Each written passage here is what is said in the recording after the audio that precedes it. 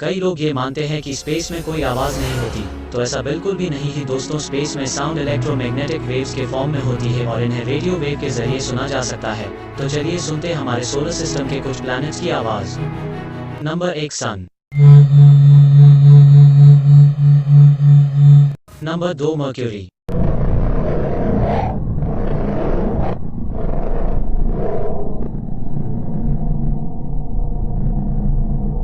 Number 3 Venus.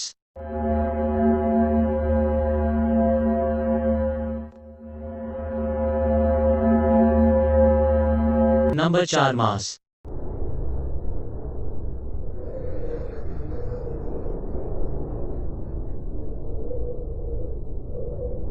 Number 5 earth.